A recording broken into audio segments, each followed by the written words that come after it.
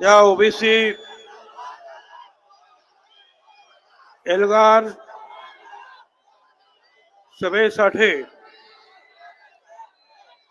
या सभा मंचावर उपस्थित असलेले आणि ज्यांनी आपल्या सगळ्यांना मार्गदर्शन केले ते आमदार महादेवराव जानकर, आमदार गोपीचंद पडळकर,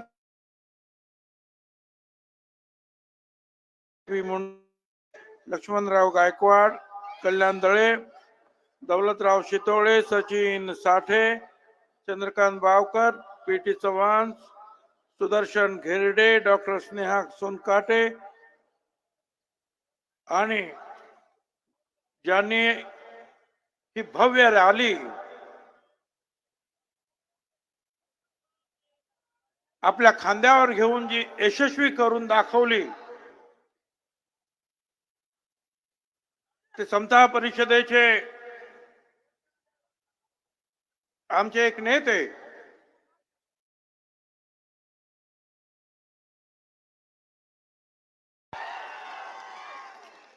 माझ्या बांधवांनो, भगिनी आणि मातांनो, सर्वप्रथम मी कैलासवासी गोपीनाथराव मुंडे यांना आदरांजली अर्पण करतो. आणि हे तर खरंच आहे, ते जर असते तर हे सगळे प्रश्न निर्माण झालेच नसते. पण ओबीसीच्या नशिबी हे दुर्दैव आलं, ते आपल्यामध्ये नाहीत. आणि संकटाची माळ जी आहे ओबीसी नेते, कार्यकर्ते आणि ओबीसीचे लोक यांच्या पाठीमागे सुरू झाले. खरं तर तुम्हाला सगळ्यांनाच कल्पना आहे की मी 2 महिने तुमच्या इकडे हे सगळं चालू होतं.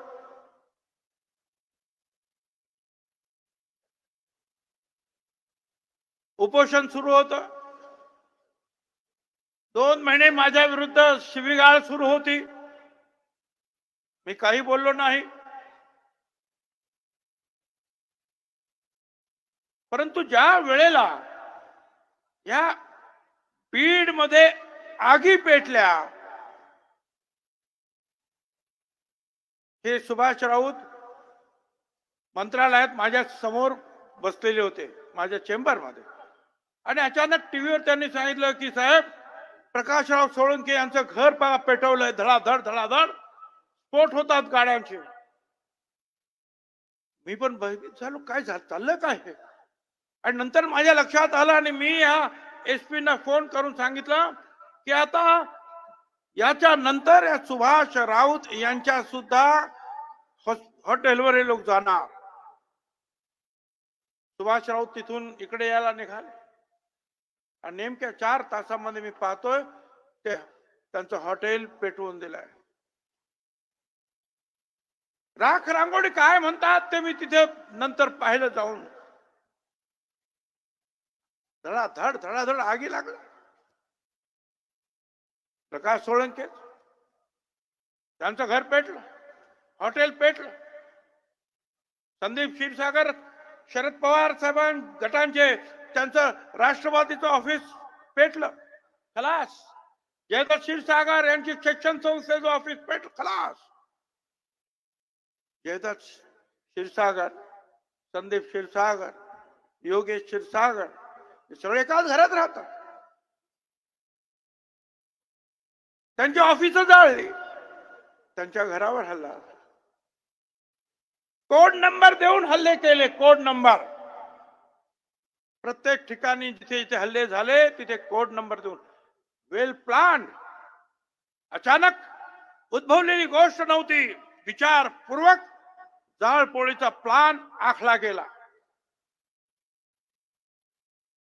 जयदत्त क्षीरसागर, त्यांच्याच घरात संदीप क्षीरसागर, योगेश क्षीरसागर, त्यांचा भाऊ एक आजारी भूषण, मला असं वाटतं ही सगळी तिथे, सगळ्यांची मुलं बाळा तिथे, सगळ्यांच्या ज्या आहेत पत्नी महिला सगळ्या तिथे. आणि आपल्या सगळ्या, माझ्यापेक्षा आपल्या सगळ्यांना बीडवाल्यांना माहिती आहे काय झालं. धडाधड धडाधड गाड्याचे जे स्फोट झाले, प्रचंड धूर झाला, बाहेर येता येईना. करायचं का? अशा वेळेला वर्तमानपत्रात सुद्धा आलेला आहे,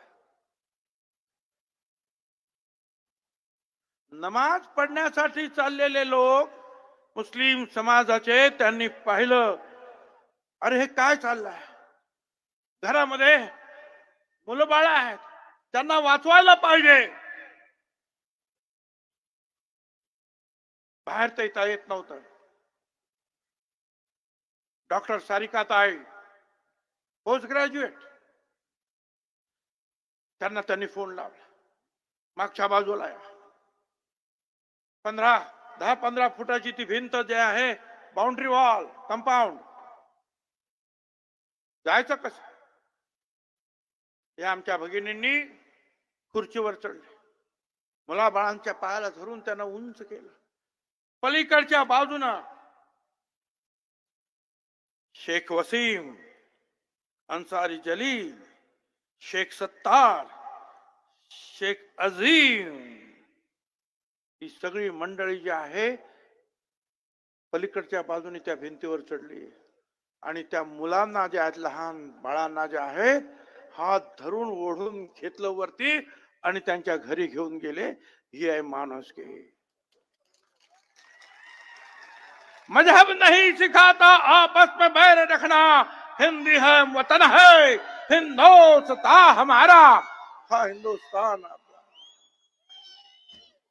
मी आज आपल्या सगळ्यांच्या समोर या चौघांचं सुद्धा जे आहे मुद्दाम होऊन सत्कार करीत आहे. त्यांना आणा.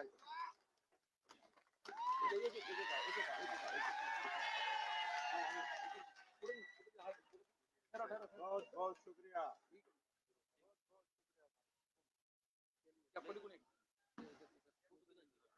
और कौन है?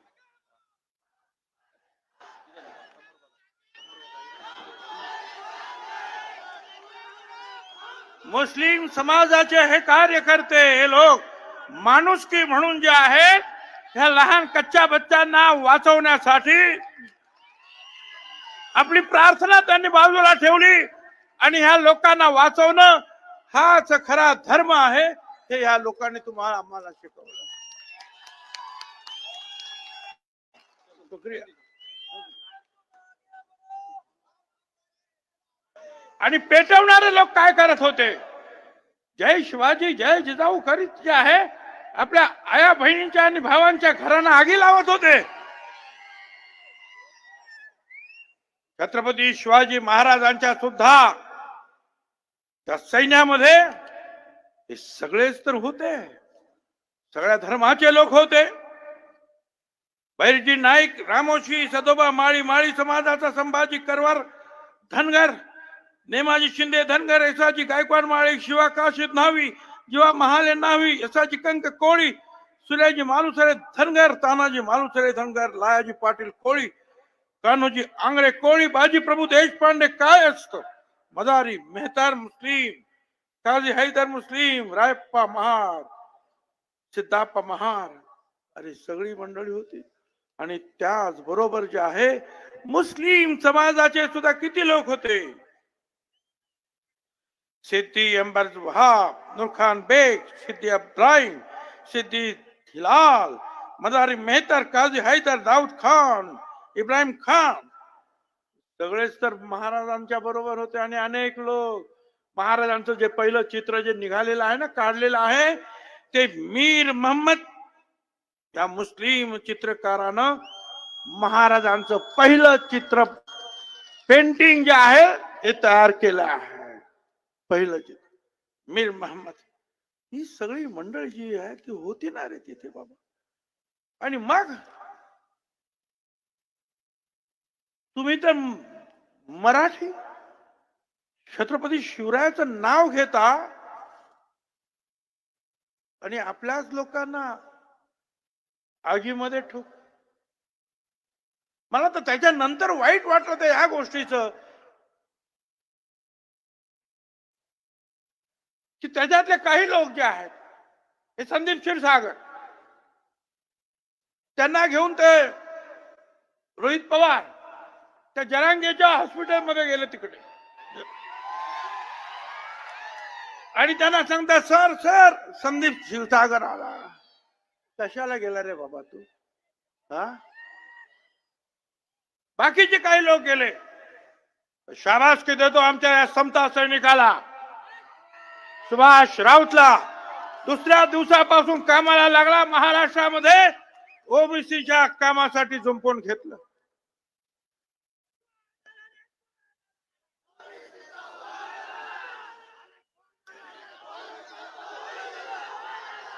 मला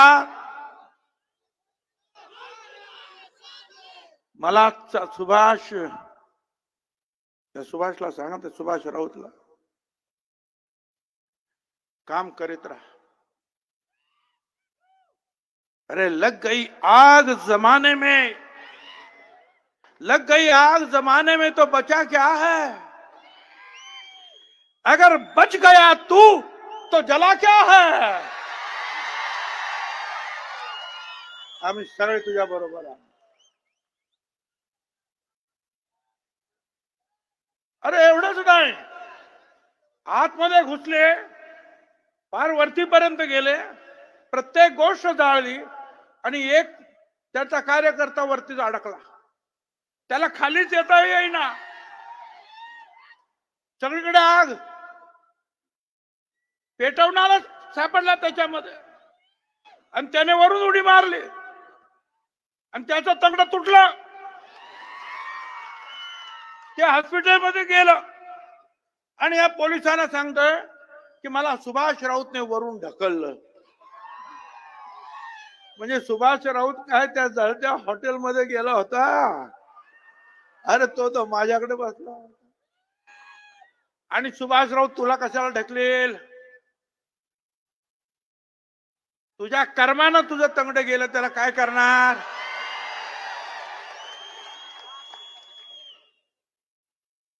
बोलण्यासारखं खूप आहे. कालच राजमाता जिजाऊ बाळासाहेब यांची जयंती झाली. युवकांचं प्रेरणास्थान स्वामी विवेकानंद यांची सुद्धा, मी या दोघांना सुद्धा जे आहे आदरांजली अर्पण करतो. आणि आपल्या मगाशी शीतल साठे, सचिन माळी यांनी जे गायलं, त्या जिजामातेनं जे आहे या सगळे 12 बलुतेदार ओबीसी समाजाचे, भटक्या विमुक्त समाजाचे बघा इथे सगळे बसलेले आहेत. वेगवेगळे जे आहेत, आपले कोण गारुड्या, कोण मर्याईवाला, कोण सुतार आहे, कोण लोहार आहे, कोण काय आहे, कोण सगळे बसले. या सगळ्यांना बरोबर घेऊन महाराजांना ताकद दिली. इतिहास वाचा. इतिहास वाचताना असं कोणी म्हणत नाही की शिवाजी महाराज मराठा सैनिक घेऊन लढले. इतिहासात हेच नमूद आहे की छत्रपती शिवाजी महाराज मावळ्यांना घेऊन लढले. ते हे मावळे आहे, ते मावळे हे आहे. पण आता छत्रपतीचं नाव घेतलं जात आहे आणि आमच्यावर हल्ले केले जात आहे. छत्रपतीसाठी प्राणाची बाजी लावणार ते हे बसलेले आहे तिकडे. त्यांची तुम्ही घरं पेटवता, लायकी काढतात आमची. मगाशी सांगितलेले सगळे महाराजांबरोबर लढलेच. अनेक संत वाङ्मयकार या ओबीसी समाजाने दिले ना, आमची लायकी काढते तुम्ही. संत जगनाडे महाराज तेली, संत नामदेव शिंपी, संत सेना न्हावी, सावता माळी चोखा मेळा महार, संत गोरा कुंभार, नरहरी सोनार, रोहिदास चर्मकार, जगद्गुरु संत तुकाराम कुणबी समाज आहे. लायकी काढते आमचा. आम्हाला एवढं दुःख झालं. डॉक्टर बाबासाहेब आंबेडकर यांनी या देशाचं संविधान लिहिलं, घटना लिहिली.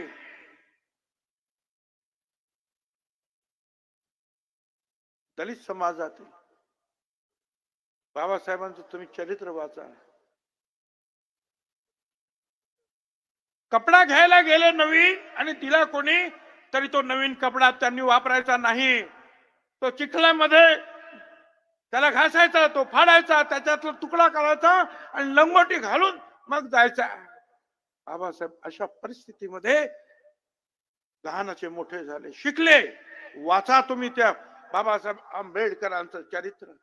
आणि मग त्यांनी जे आहे संविधान असं लिहिलं की अख्ख्या जगामध्ये नवीन राष्ट्र निर्माण झालं तरी या संविधानाचा अभ्यास केला जातो.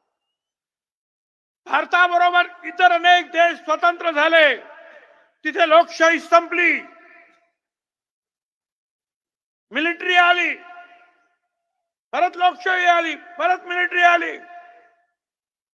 पण हा हिंदुस्थान वेगवेगळ्या राज्याचा, वेगवेगळ्या भाषेचा, वेगवेगळ्या धर्माचा, वेगवेगळ्या पंथाचा आज 75 वर्षानंतर सुद्धा एकत्र आहे. याचं कारण बाबासाहेब आंबेडकर यांचं संविधान.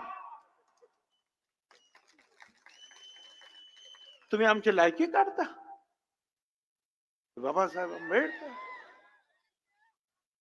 विश्वरत्न म्हणून आज आम्ही त्यांना मानतो, नाही जग मानत आहे.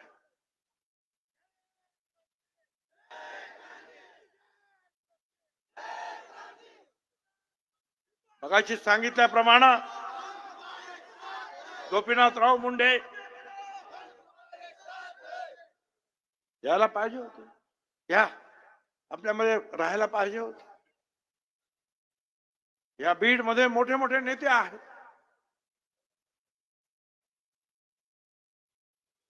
पण आज आम्ही सगळे छोटे छोटे लोक इकडे बसलेलो आहोत. कोणी काय कारण सांगतात, कोणी काय कारण सांगतात, त्या सगळ्यांना मला सांगायचं है. मुश्किलों के दौर में हर कोई बहाने की चद्दर ओढ़ लेता है. मुश्किलों के दौर में हर कोई बहाने की चद्दर ओढ़ लेता है, पर हारी हुई बाजी जो पलट देता है वो असली शेर होता है.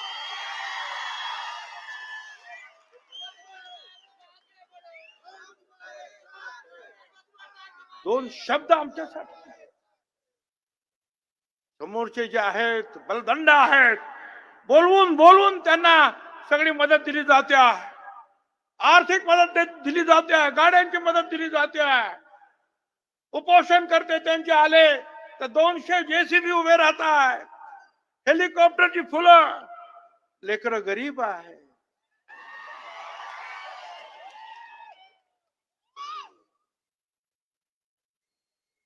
मला तुम्हाला सगळ्यांना सांगायचं आहे, सगळ्यांना तुम्हाला लक्षात ठेवावं लागेल. सगळ्यांना जे शांत आहेत त्यांच्याबद्दल आम्ही काही बोलणार नाही. जे आमच्या विरोधात जे शक्ती देतात कुणाला, त्यांना मात्र आम्ही विसरणार नाही.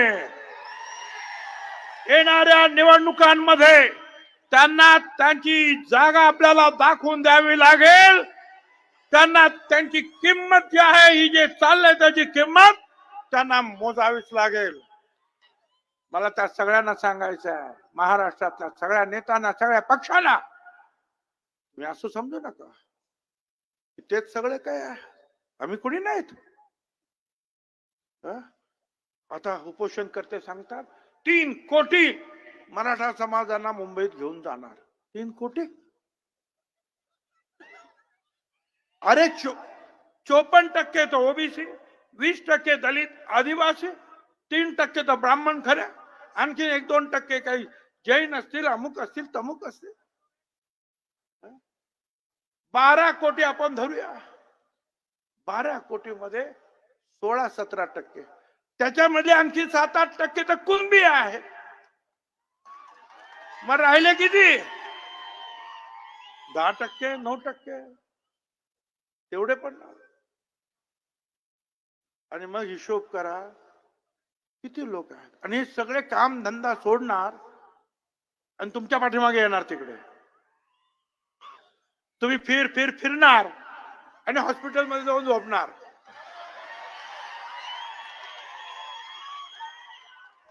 चक्कर मारणार. काय जवान नेता, हा 2-4 मिटिंग घेतल्या का हॉस्पिटलमध्ये झोपले. मग हे आमचे सगळे टीव्ही वाले जाणार, हा मग असं मामू कसं बोला, तो तमुक कसं बोला. मग ते आमचे अजित दादा एवढंच म्हणाले की मुंबईमध्ये जे आहे, जे काही येतात ते आले तर त्यांनी कायदा व्यवस्था बिघडता कामा नये, एवढी काळजी घ्यायला पाहिजे. त्यांच्या विरुद्ध गलिच्छ भाषेमध्ये तुम्ही बोललात. राज्याचा उपमुख्यमंत्री बघा काय बोलले ते, त्या युट्यूबवर अजूनही आहे. किती घाणेरडं बोलला हा मनुष्य. तर काय सुसंस्कृतपणा, काही बोलणार. तोंड दिलंय देवाने म्हणून काही बोलणार. एवढी मस्ती कुठून आली रे बाबा तुला.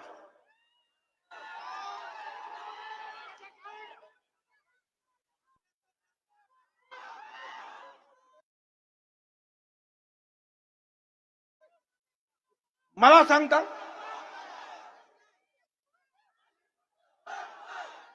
सांगता तुम्ही राज्यातली शांतता बिघडवताय.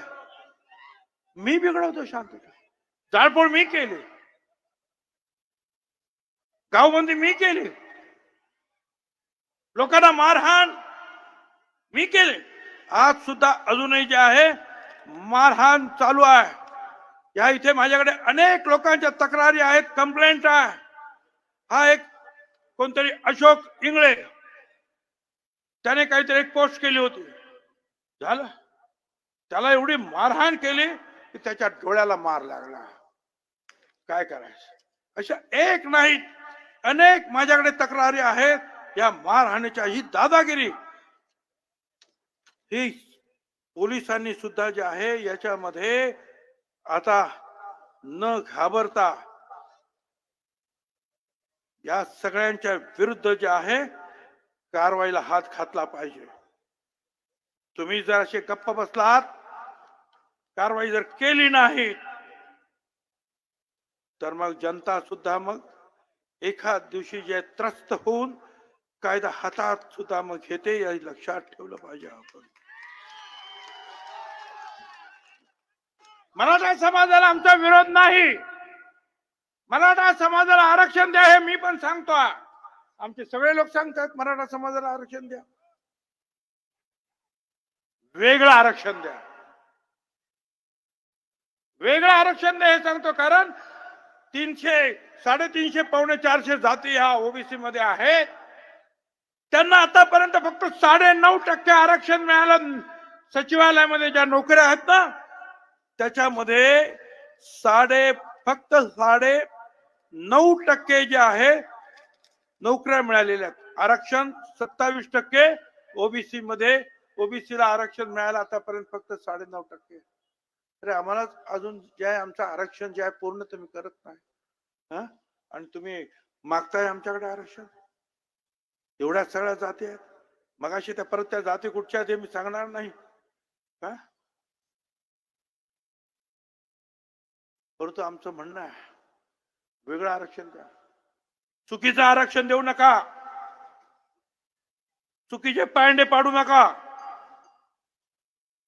एक एक एक एक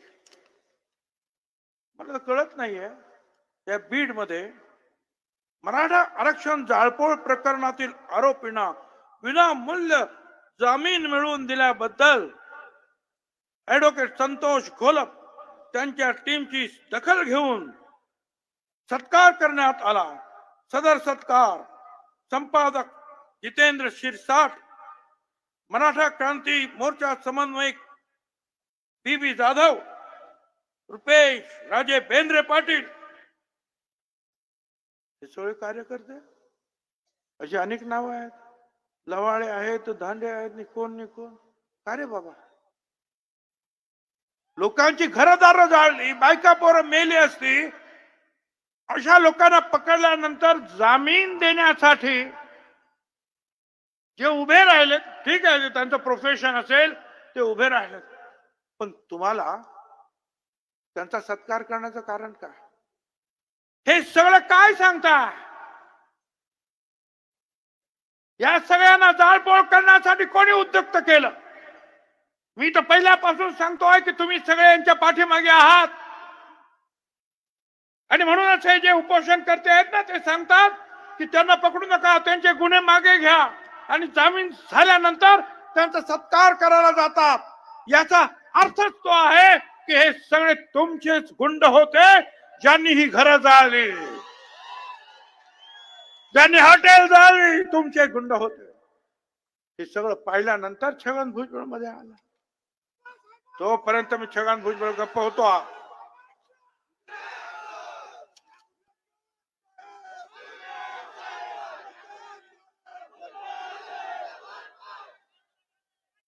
उपोषण करते त्यांच्या आजूबाजूला सगळे पिस्तूलधारी.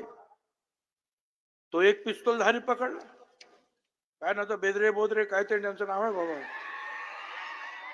काय नाव आहे त्याचं, लायसन्स नाही. 2 महिन्यात जालन्यात आली 200 बेकायदा पिस्तूल. 2 महिन्यात जालन्यात आली 200 बेकायदा गावठी पिस्तुले. 5,000 रुपयाला पिस्तूल मिळतोय. काय पोलीस करताय? कुणासाठी हे पिस्तूल आलेत? कशासाठी आलेत? कुणाला मारण्यासाठी पिस्तूल आलेत? कुणाला हे लोक गोळ्या घालणार आहे? काय यांचा हेतू आहे? काय यांचा प्लान आहे? काय करता आमचं इंटेलिजन्स? शोधून काढा. कशासाठी आलेत? कोण आहे त्याच्या पाठीमागे? कोण पैसा पुरवताय या सगळ्यांना? कोण त्यांचे हात मजबूत करताय? तो राजकारणी असेल, लहान असेल, मोठा असेल, कदाचित तो समाजकारणी असेल. समाजकारणी जर खरा असेल ना, तो असले धंदे करणार नाही. हे असले धंदे जे आहेत ना, हे राजकारणी लहान मोठे, कुणाला जिल्हा परिषदेला जायचंय, कुणाला आमदार केला जायचंय, कुणाला खासदार केला जायचंय, जे आहेत ते भीतीने मदत करतायत. ज्यांना व्हायचंय ते काहीतरी आणखी मतं आम्हाला मिळतील म्हणून मदत करतायत. लक्षात ठेवा. पुन्हा मी सांगतोय महाराष्ट्रातील सर्व जनतेला, अशा रीतीचे जे गुंड करणारे, गुंडगिरी करणारे जे लोक आहेत, त्यांना पाठिंबा देणारे, त्यांना पैसा पुरवणारे, गाड्या पुरवणारे, त्यांच्या पाठीशी कधी उभे राहू नका. त्यांना त्यांची जागा दाखवून द्या.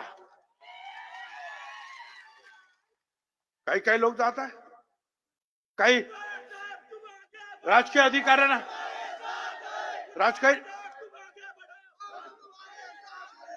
राजकीय नेत्यांना सांगता आमचा येणार आहे मुंबईमध्ये मोर्चा, आमच्या पाठीशी उभे राहा.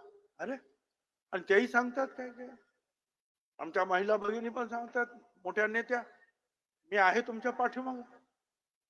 मला सगळ्यांना सांगायचं, मला विचारायचं आहे, कोणाच्या पाठीमागे तुम्ही राहा? मराठा समाजाला वेगळं आरक्षण द्या. या मागणीसाठी तुम्ही पाठीमागे राहणार असाल त्यांच्या, माझं म्हणणं नाही, मी सुद्धा तुमच्या बरोबर आहे. परंतु आता ते जे म्हणतात की घेईल तर ओबीसी मध्येच आरक्षण घेईल. आरक्षण मिळणार नाही. ओबीसी मध्ये मराठा समाजाला आरक्षण मिळणार नाही.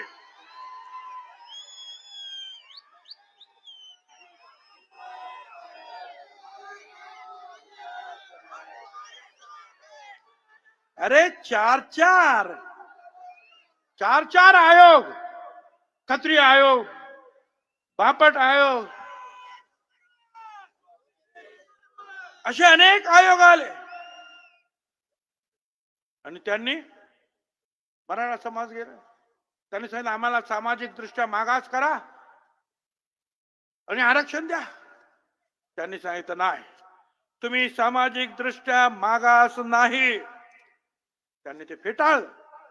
सुप्रीम कोर्टानं फेटाळलं. आणि आता मला मोठं आश्चर्य वाटायला लागलेलं आहे. वेगवेगळे जे आहेत लोक उभे राहिले, वेगवेगळे आयोग उभे राहिले. आता तर ते पहिल्या आयोगाचे त्या लोकांनी तर राजीनामे दिले घाबरून. आता नवीन आहे, त्यांना काम एकच आहे की मराठा समाजाला आरक्षण द्यायचं आहे. ओबीसी आयोग आहे की मराठा आयोग आहे. परत त्याच्यानंतर आणखीन दुसरी एक फळी निर्माण झाली. आदरणीय दिलीप भोसले माजी न्यायमूर्ती, मुख्य न्यायमूर्ती हायकोर्टाचे, आणि अनेक असे जे आहेत, गायकवाड आहेत, शिंदे आहेत, वगैरे वगैरे. मला मोठं आश्चर्य वाटतं. मी एका ठिकाणी वाचलंय का वकिलांनी चांगली त्याची माहिती दिली. ते म्हणाले की ह्या देशाचा जो मुख्य न्यायमूर्ती आहेत, सुप्रीम कोर्टाचे मुख्य न्यायमूर्ती, त्यांचा पगार आहे 2,80,000 रुपये.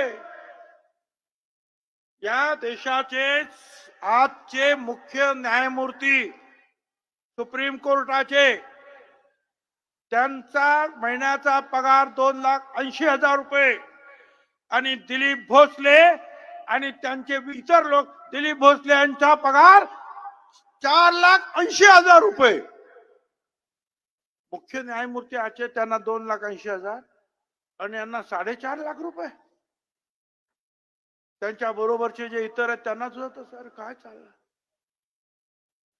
हा जनतेचा पैसा. मला मग सगळे विचारतात, अरे तुम्ही सरकारमध्ये आहात, सरकारमध्ये बोलायचं तर तुम्ही बोलणारच आणि बोलतच असतो.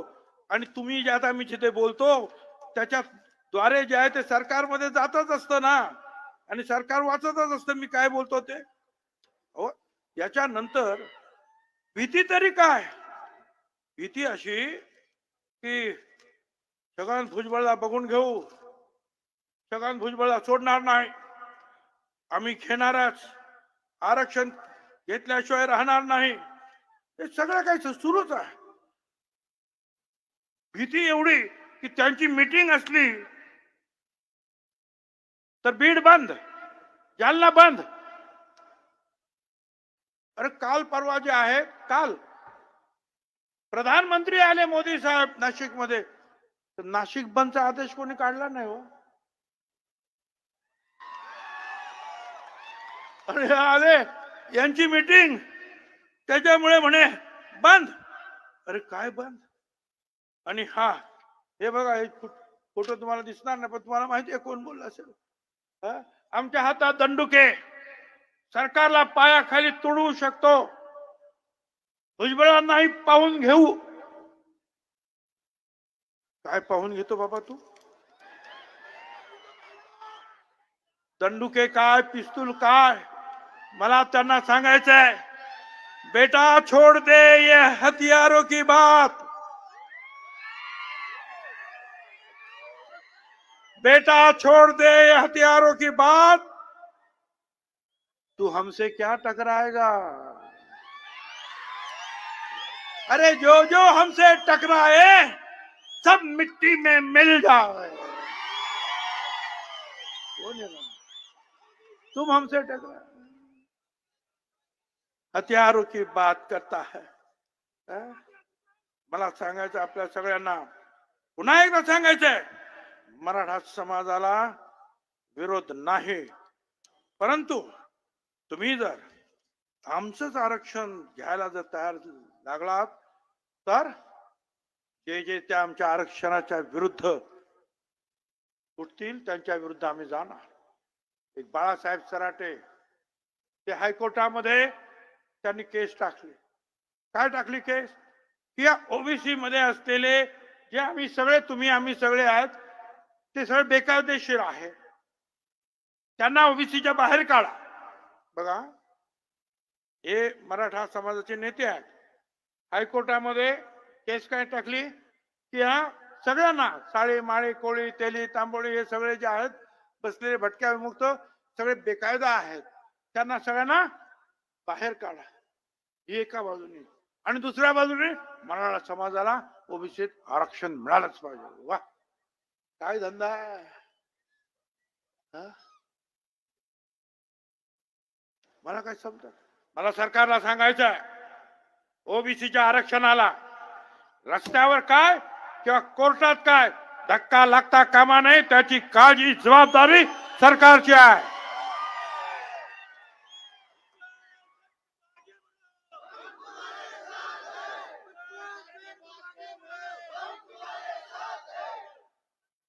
त्यांच्यासाठी तुम्ही 4 न्यायमूर्ती मुख्य न्यायमूर्ती उभे करतात, 4.5 लाख रुपये कोणा काय कोणा करा, आमचं काय म्हणणं नाही जा, अरे पण आमची सुद्धा केस उभी राहिलेली आहे, तिथे सुद्धा जे आहे काळजी घ्या, नाहीतर हा ओबीसी समाज त्याच्याबरोबर दलित समाज सुद्धा आहे, त्याच्याबरोबर आदिवासी समाज सुद्धा आहे आणि इतर सगळे समाज आता या ओबीसी समाजाच्या बरोबर आहेत, हे लक्षात ठेवा। 80% आज एका बाजूला आहे, सोपी गोष्ट नाही। सगळं तुम्हाला ताबडतोब त्यांचं बाकीच्यांचं काय असलं की ताबडतोब सूत्र हलतात। इकडे केस चालू आहे, आयोगाकडे वकील द्या म्हणून सांगितलं, चांगले वकील नाहीत।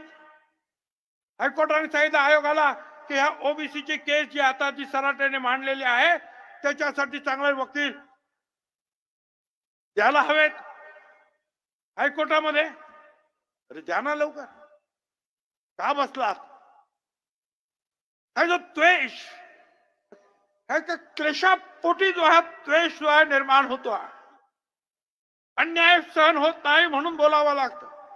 हे ठीक आहे, आमचे सहकारी म्हणतात मुख्यमंत्री वगैरे काय नको, मला तुमचं मुख्यमंत्री पद नको ना, मंत्री पद नको आणि आमदारकी नको आहे, मला पाहिजे हे जे मागासवर्गीय जे आहेत, गोर गरीब असतील, दलित असतील, आदिवासी असतील, भटक्या विमुक्त असतील, गोर गरीब सगळे त्यांच्या हक्काचं संरक्षण करणं हे तुमचं आमचं काम आहे।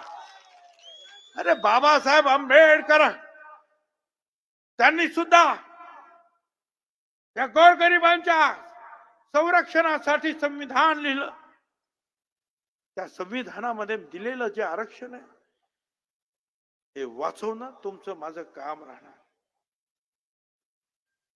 आमची लायकी नाही, मी तुम्हाला वारंवार सांगितलेलं आहे की आमचे लोक सर्व परीक्षेमध्ये इतरांप्रमाणे चांगल्या मार्कानं पास होतात।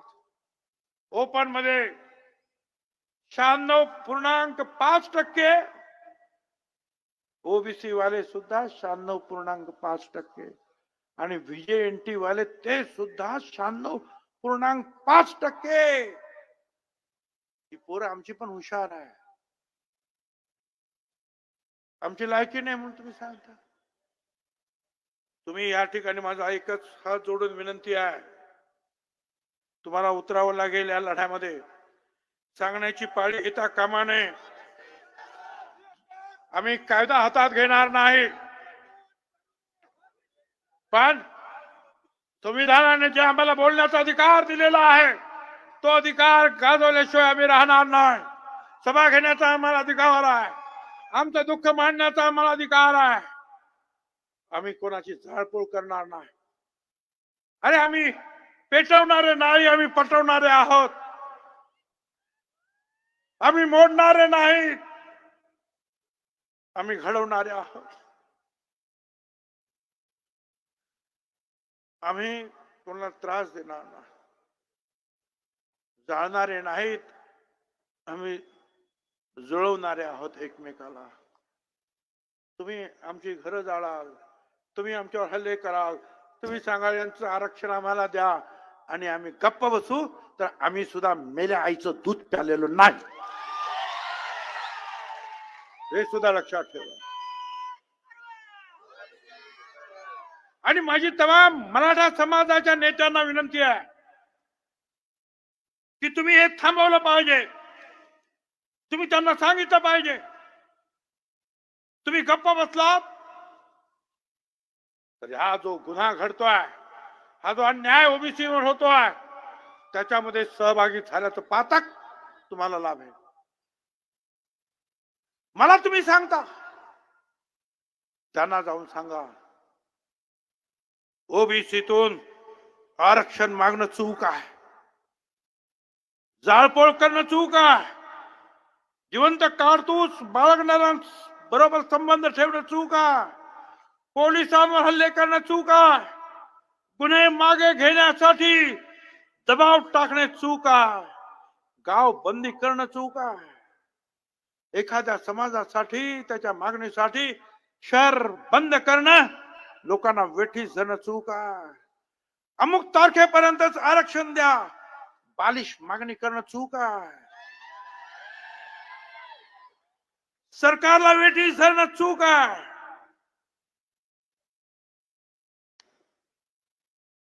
मी 3 कोटी घेऊन येईल आणि 4 कोटी घेऊन येणार मुंबईवर, तिथं मी त्रास देईल, हे करणं चूक आहे, हे त्यांना जाऊन सांगा.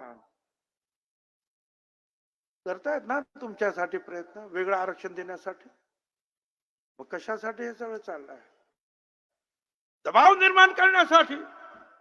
आणि हा दबाव जर ते निर्माण करत असतील तर हा दबाव त्या ओबीसी समाजानं सुद्धा निर्माण करायला पाहिजे.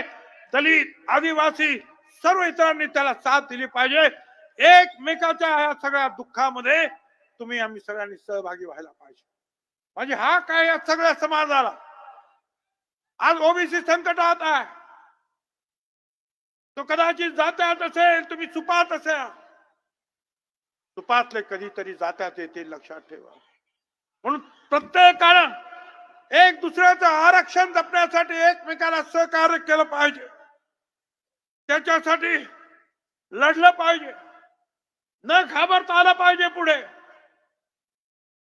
काही लोकांनी तर आज मला सांगितलं, मला असं वाटलं की कोणी सांगितलं एवढ्या गाड्या आढळून राहिल्या, तेवढ्या गाड्या जायचं नाही म्हणतात, यायचं नाही म्हणतात या मीटिंग. अरे बा, हे सगळं जे मैदान फुलून गेलेलं आहे, बाहेर सुद्धा लोक आहेत पहा.